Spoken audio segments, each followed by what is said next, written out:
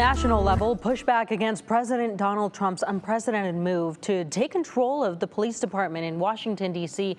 for the next month. But D.C. Mayor Bowser admits that she has little legal recourse here without statehood. And while the president says D.C.'s crime rate is unacceptably high, the police's own statistics show violent crime has fallen over the last 2 years. NBC's Vaughn Hilliard has more from Washington.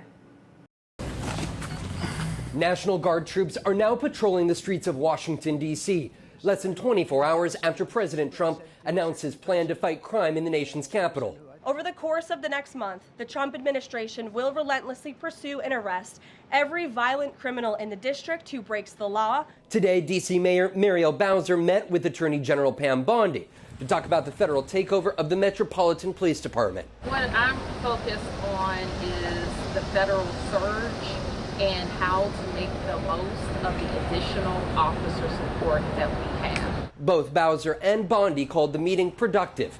Both say they will work together to make the city safer.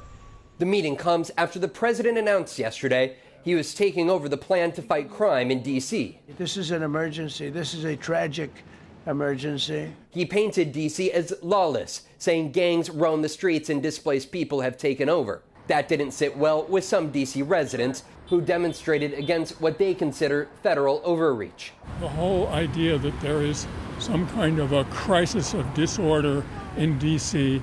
is a made-up, phony story to distract attention from deteriorating economy.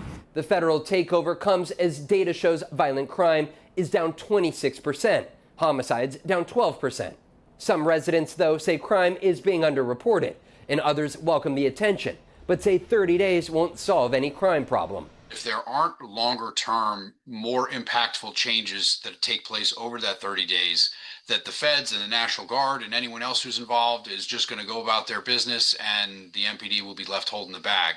The 800 National Guards members will not be serving in law enforcement capacities on the streets. Instead, they will be assisting the officers on the ground. The president said he will leave them mobilized until he is determined that conditions have improved. Now, they are under the law only able to remain on the streets for 30 days unless Congress approves an extension.